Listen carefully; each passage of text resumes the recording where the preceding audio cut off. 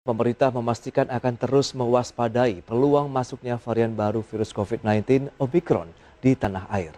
Bahkan pemerintah telah menerapkan larangan masuk bagi warga negara asing yang memiliki riwayat perjalanan dari 11 negara. Pemerintah mengumumkan kebijakan sebagai berikut.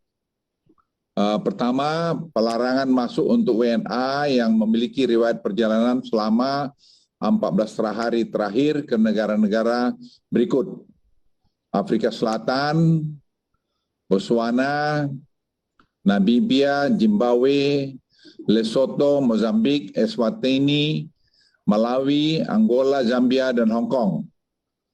Kebijakan ini akan segera diberlakukan dalam waktu 1 kali 24 jam. Untuk WNI yang pulang ke Indonesia dan memiliki riwayat perjalanan dari negara-negara pada poin A, di atas akan dikarantina selama 14 hari. Demikian pernyataan Menteri Koordinator Bidang Kemaritiman dan Investasi Luhut Binsar Panjaitan mengenai respon cepat pemerintah terkait kasus sebaran varian baru COVID-19 Omicron asal Afrika Selatan. Pemberlakuan kebijakan larangan masuk bagi warga negara asing mulai 29 November 2021, terutama bagi WNA yang memiliki riwayat perjalanan dari 11 negara dan memperpanjang masa karantina di Indonesia dari sebelumnya 3 hari menjadi 7 hari. Badan Kesehatan Dunia atau WHO juga telah menetapkan varian baru Omicron sebagai varian of concern atau VOC karena tingkat penularan yang cepat dan dapat menurunkan antibodi dari vaksin sebelumnya. Sementara itu, Menteri Kesehatan Budi Gunadi Sadikin menilai Hong Kong memiliki risiko paling besar sebagai sumber kasus impor varian Omicron ke Indonesia. Pasalnya intensitas penerbangan dari Hong Kong ke tanah air tercatat paling sering ketimbang negara lain yang telah mengumumkan temuan kasus infeksi Omicron. Yang sudah terkonfirmasi ada, yang paling banyak penerbangan ke Indonesia adalah Hong Kong, Italia, Inggris, baru Afrika Selatan. Untuk negara-negara yang kemungkinan ada paling besar dari Belanda, Jerman. Ya, jadi yang sudah pasti ada Omicron, risiko terbesar ada dari Hong Kong, Italia, Inggris, baru Afrika Selatan. Karena penerbangannya sering kayak kita. Sedangkan yang kemungkinan ada dari Belanda, Jerman, dan Denmark. Budi menegaskan hingga kini varian baru Omicron belum terdeteksi masuk ke Indonesia. Meski demikian, masyarakat tetap diminta disiplin dalam menerapkan protokol kesehatan secara ketat. Dari Jakarta, Tim Liputan, IDX Channel. Baik pemirsa, untuk membahas tema menarik selanjutnya, mengenal dan mewaspadai varian baru Omicron. Kita sudah tersambung melalui Zoom bersama dengan Bapak Diki Budiman. Beliau adalah epidemiolog Griffith University Australia. Selamat pagi waktu Indonesia Barat saat ini Pak Diki. Selamat siang waktu Australia. Baik, terima kasih atas waktu yang disempatkan ini Pak Diki. Sebelum membahas lebih jauh, mungkin Anda bisa menjelaskan terlebih dahulu sebenarnya apa nih, ada varian baru dari COVID-19 yaitu Omicron, Pak Diki.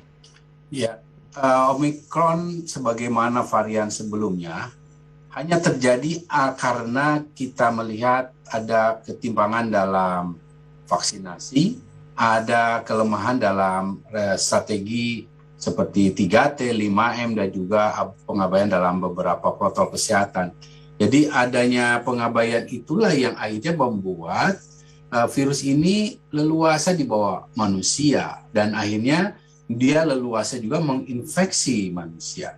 Semakin dia leluasa menginfeksi manusia, maka ya potensi mutasi dan juga lahirnya varian yang pada akhirnya akan yang timbul merugikan itu ya tinggal masalah waktu. Karena bicara mutasi kan memang satu hal yang sifatnya alamiah, apalagi dalam konteks virus RNA yang mereka ini sangat cepat bermutasi. Bahkan dengan virus influenza saja ini jauh lebih cepat sampai beberapa kalinya. Nah, namun yang harus diketahui itu semua akan semakin besar potensinya memperburuk, ya artinya mutasi-mutasi ini kalau terjadi lagi di suatu tempat yang benar-benar buruk ya pengendalian itu. Ditambah lagi katakanlah Afrika ini adalah wilayah atau kawasan yang memiliki banyak penderita imunokompromis atau HIV/AIDS yang mana pada penderita ini ketika dia terinfeksi dan status imunitasnya sedang buruk, ya akan lama ada dalam tubuhnya. Mungkin kalau dalam umumnya dewasa muda atau yang relatif tidak memiliki komorbid, dia bisa mungkin 5 hari, 7 hari sudah mulai mengalami recovery. Nah, tapi pada kelompok ini bisa berhari-hari atau mungkin lebih dari 1 minggu. Nah, ini yang membuat potensi mutasi ini menjadi besar. Dan satu hal yang membuat kenapa Omikron ini sangat kita harus waspadai adalah data terakhir nih, hari ini nih, pagi ini ya, bahwa Omikron ini, jadi indeks yang tahu duluan, Omikron ini 1,3 kali lebih cepat menular dari Delta varian. Dan ini bukan kabar baik ya, walaupun sepertinya cuma 1,3. Ini jangankan yang 1,1 yang sama saja atau mendekati saja Delta itu sudah jadi masalah. Karena apa? Semakin cepat menular, semakin banyak orang terinfeksi, maka semakin banyak kemungkinan orang yang akan harus dirawat di rumah sakit. Ya, bahwa faktanya semua semua varian COVID-19 ini memang mild, ya, memang ringan sedang, itu mayoritas memang begitu, nggak usah. Ini yang harus saya luruskan karena di media jangan khawatir ini ringan. Memang COVID itu mayoritas itu ringan pada awal-awal itu karena masih menimpa beberapa populasi yang muda. Tapi pada gilirannya karena kecepatannya seperti Delta, ya akan merambah orang yang rawan. Nah, ini yang berbahaya.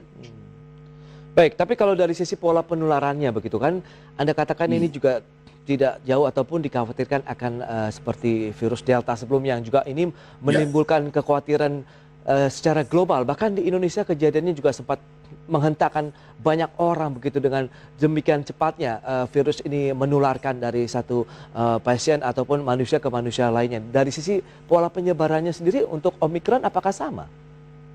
Penyebarannya tetap sama. Semua varian ini ditularkan efektif sekali melalui udara yang disebut dengan airborne disease. Nah, di sini artinya yang harus diwaspadai juga sama gitu, bahwa kita harus menjaga kualitas udara kita ini supaya sirkulasi ventilasinya ini membuat potensi virus itu ada di situ, menyebar itu menjadi kecil. Caranya apa? Ventilasi harus banyak, kemudian sirkulasi harus lancar ya. Nah, ini dan juga tentu karena ini melalui udara ya, potensi-potensi penularan, orang bicara, orang bernyanyi, orang berteriak-teriak itu ya harus dikurangi, dan orang harus pakai masker, orang harus jaga jarak, orang harus menghindari keramaian, apalagi sifatnya indoor. Nah, itu sama gitu. Prinsipnya apapun variannya, prinsip pencegahannya, prinsip juga mekanisme penularannya sama gitu. Hanya yang berbeda apa? Dia lebih efektif gitu. Ingat ketika Kappa ya, bahkan Delta ini ketika orang berpapasan ya, data dari Australia ya cukup bisa menularkan, hanya berpapasan tapi sama-sama nggak pakai masker gitu, sama-sama tidak divaksin gitu. Jadi potensi yang besar akan ada pada orang yang tidak divaksin, pada orang yang tidak divaksin.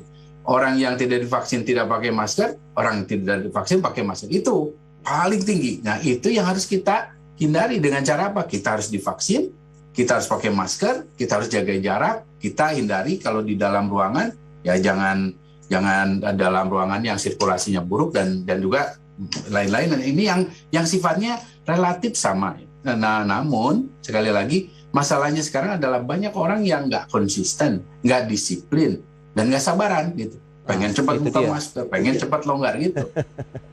Baik, dengan kondisi seperti ini, menarik kalau kita cermati dari penularannya di Afrika Selatan begitu, Pak Diki. Apakah memang kondisi dari pengabaian protokol kesehatan juga terjadi di sana? Sementara Anda katakan tadi ada faktor utama, akhirnya virus ini bisa bermutasi di Afrika Selatan.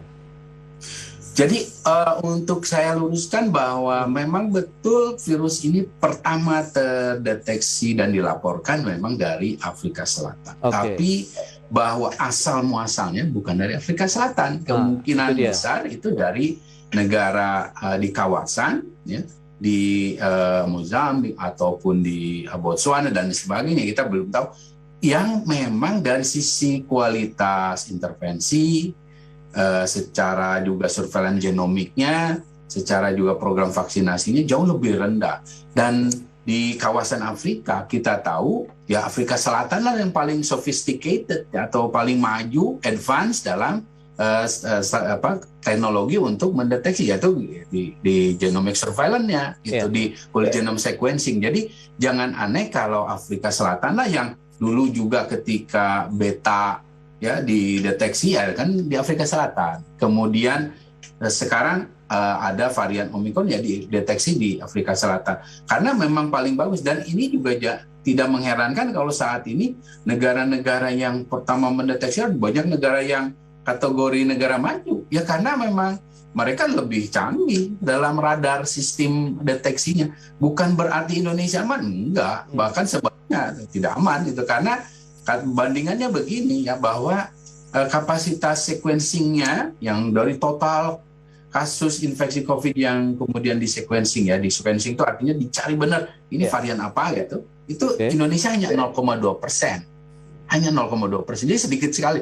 Tapi Afrika Selatan 0,8%.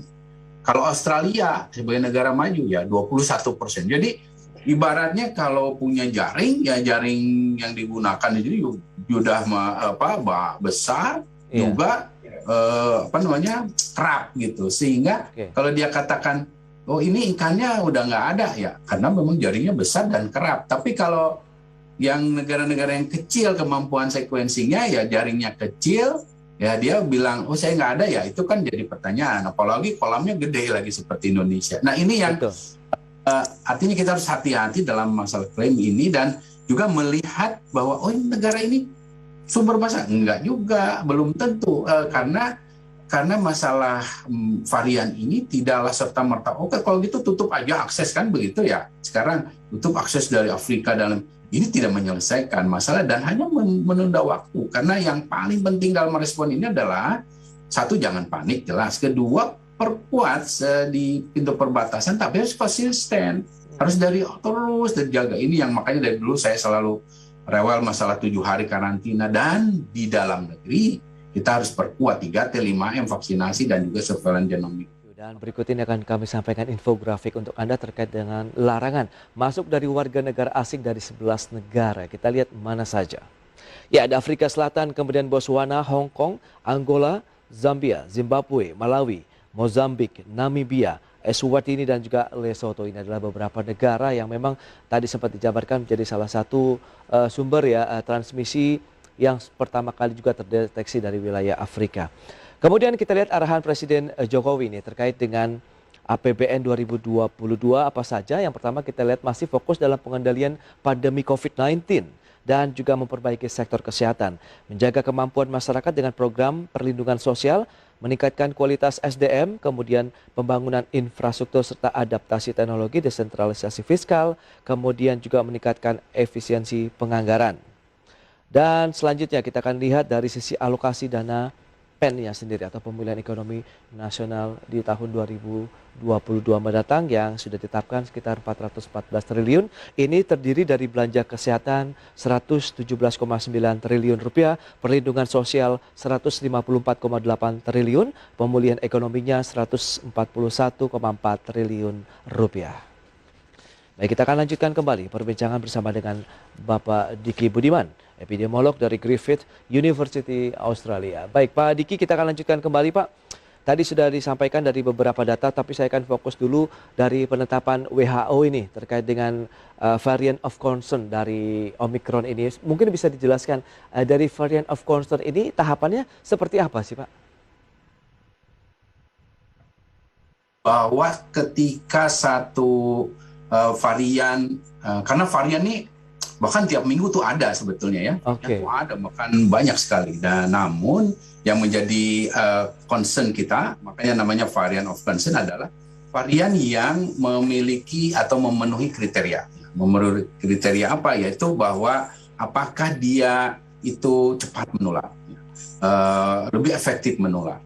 Ini sudah terpenuhi kan, tadi saya sampaikan 1,3 kali ya data awal menunjukkan dia lebih dari Delta. Satu sudah terpenuhi. Kedua, apakah dia menyebabkan keparahan atau yang lebih, atau menyebabkan fatalitas atau kematian. Nah, ini masih harus menunggu setidaknya 3-4 minggu ke depan karena progresnya masih terlalu awal. Kalau sekarang disebut wah ini mild atau ini enggak, karena biasanya apalagi kematian tuh data namanya lagging indikator kalau kematian itu data akhir. Kemudian ketiga adalah apakah dia menurunkan efikasi vaksin, mengurangi efektivitas treatment seperti sekarang ada antiviral kan. Kemudian juga bisa sulit didiagnosa atau dengan tes yang ada, misalnya apa rapid test antigen, apa PCR. Nah, dari 3 kurang lebih kriteria itu, akhirnya kita bisa melihat bahwa setidaknya satu saja sudah terpenuhi, sudah menjadi dasar bahwa ini ditempatkan dalam varian of concern. Dan ini adalah satu varian yang begitu cepat. Dalam waktu hitungan hari sudah langsung dari mulai ditemukan, dilaporkan, langsung menjadi varian of concern. Ingat, Delta itu menjadi varian of concern itu kurang lebih 3 bulanan. Nah, ini sangat cepat. Karena apa? Karena memang dari data di lapangan saja terlihat dia untuk menyebabkan peningkatan dari 1% tes positivity rate menjadi 30%, dia tuh perlu waktu hanya 3 minggu. Sedangkan untuk Delta itu 3 bulanan. Nah, ini kan menjadi pesan penting ya, begitu seriusnya. Dan sekali lagi ini namanya varian of concern, bukan varian of panic. Ya, jadi jangan sampai kita jadi panik ya, dalam artian wah ini semua masyarakat panik, pemerintah panik. Karena yang harus kita lakukan adalah responsif ya, bukan reaktif. Reaktif ini lebih ke panik. Dan kenapa saya sampaikan saya mengingatkan ini adalah variant of concern. Concern kita adalah dalam bagaimana melihat behavior dari varian ini, termasuk meresponnya secara based on science. Jadi tidak terlalu overreaktif ya, overresponsif. Dan seperti halnya bicara lagi sekali lagi menutup negara ini ya sebetulnya tidak hanya buying time saja, karena yang paling penting kan di dalam negeri. Dan bicara itu, karena bicara potensinya ya sebetulnya sudah ada di mana, termasuk kalau di Indonesia menurut saya tinggal menunggu waktu saja ya. Karena apa? Karena kita bukan negara yang memilih sikap seperti China yang menutup diri sejak awal kan. Zero case-nya China kan menutup diri. Nah, itu yang membuat dia menjadi sangat kecil risikonya. Tapi kita kan nggak begitu. Apalagi jalur-jalur penerbangan kita luar biasa, Mas Profesor. Jadi dari Hong Kong, dari Doha, dari itu banyak sekali. Ya, tadi juga sudah disampaikan dari Menteri Kesehatan begitu fokus lebih kepada dari Hong Kong yang juga sudah mulai mendeteksi, karena kan ini dari arus perpindahan orangnya juga cukup kuat begitu. Nah, langkah antisipatif ataupun responsif yang harus dilakukan oleh pemerintah jadi apa nih? Karena kan kita sudah menutup nih beberapa tujuan perjalanan WNA dari 11 negara tadi ke Indonesia ini, Pak Diki. Betul. Jadi sebetulnya kalau dalam analisa saya, ini besar kemungkinan sih sudah ada ya, walaupun mungkin jumlahnya nggak banyak ya. Tapi nggak usah takut juga, karena ini ya sama, Delta kan juga sudah ada di dalam negeri, sudah ada. Artinya yang harus kita lakukan adalah penguatan ya. Kenapa saya bilang nggak usah takut? Karena kita sudah membuktikan kita sudah bisa melalui fase gelombang kedua yang luar biasa dahsyat itu dengan strategi yang sudah mulai kita temukan, yaitu itu adalah lakukan namanya surveillance retrospektif namanya. Surveillance retrospektif ini adalah melakukan pemeriksaan pada, kan ini pada sebulan atau bukan sebulan lah, seminggu sebelum ini juga kan karantina kita 35 hari, Mas Prasetyo ya. Sudah ditambah untuk WNA jadi 7 hari begitu. Kan baru beberapa hari terakhir ini. Iya, pertanggal 29 kemarin. Lubang-lubangnya itu udah banyak kan sebelumnya, sudah ada. Terakhir. Jadi sebulan terakhir, semua pelaku perjalanan yang datang atau berkaitan dengan dari Afrika atau dari hub yang ada kaitan dengan kasus-kasus ini, atau yang di Eropa, biasanya dari Belanda ya, atau Hong Kong tadi, itu harus dilacak di masyarakat. Kru pesawat, mungkin pejabat, diplomat, dan lain sebagainya. Ada nggak yang dalam kurun waktu sebulan ini ternyata setelah kedatangan dia positif? Nah, kalau dia positif, periksa whole genome sequencing. Gitu. Kemudian, kalau dia itu bergejala, tapi nggak sempat periksa, periksa aja PCR-nya gitu. Untuk nanti kalau positif periksa whole genome sequencing. Kalau itu ternyata ketemu harus segera dikejar, di tracing. Nah itu, jadi kalau itu dilakukan minimal 1 bulan terakhir, minimal 5% dari total pelaku perjalanan itu kita bisa lakukan namanya surveillance genomic. Nah, yang retrospektif tadi, nah itu akan memberi keyakinan ada tidak gitu. Jadi nggak bisa kita jawab sekarang, kita nggak ada nih sekarang di Indonesia, tapi nggak melakukan itu ya apa dasarnya? Nggak ada dasarnya. Terlalu lemah evidennya atau secara ilmiah. Oke, tapi kalau kita lihat dengan kondisi iklim, kondisi cuaca di beberapa negara begitu termasuk Indonesia, ini ikut mempengaruhi dari proses penularannya atau tidak? Atau mungkin virus ini tidak mengenal iklim ataupun cuaca begitu Pak Diki? Sebetulnya faktornya tidak direct lah, jadi indirectly. Jadi begini, tidak benar-benar nggak ada pengaruh, tapi indirectly. Seperti halnya begini, kalau di Eropa kan sekarang musim dingin nih, di Australia sekarang musim panas.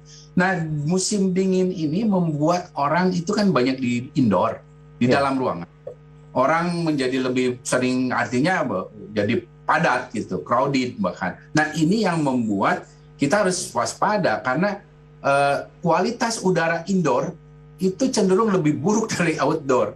Itu belum pandemi. Nah, ini yang membuat kenapa gedung-gedung perkantoran itu harus ada semacam evaluasi berkala ya. Karena saya selain epidemiolog, saya ahli kesehatan lingkungan.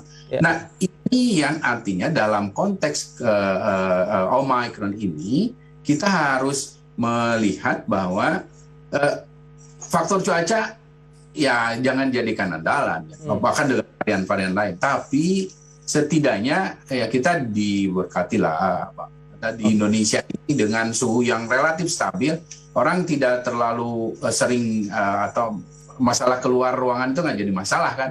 Nah ini yang menempatkan juga kita dalam posisi yang lebih untung ya dibanding negara-negara yang bermusim dingin dan panas tadi. Oke Pak Diki, lantas vaksinasi sendiri bagaimana? Apakah masih menjadi game changer juga untuk penanganan COVID-19? Sangat ya, vaksin sangat efektif dan ingin saya sampaikan bahwa dalam kaitan data yang ada dari Afrika Selatan, tetap data terakhir 87% atau mendekat ya 87% dari yang dirawat itu nggak divaksin. Dan memang pada saat ini data awalnya masih menunjukkan pada usia dewasa muda ya, karena apa? Karena memang kita tahu dewasa muda ini adalah yang paling mobile ya orangnya dan ini yang membuat mereka menjadi sangat rawan. Namun sekali lagi bicara vaksin tetap terbukti efektif dan ini terlihat dari penambahan jumlah doubling time-nya, istilahnya growth rate-nya itu kalau dibandingkan antara Afrika Selatan saja dengan Eropa, itu Afrika Selatan 3-4 hari double-nya. Ini kasusnya meningkat double-nya di 3-4 hari. Kalau di Eropa rata-rata 12-14 hari. Ini karena satunya karena masalah vaksin. Ya, gitu. Ini penting. Dan booster juga penting.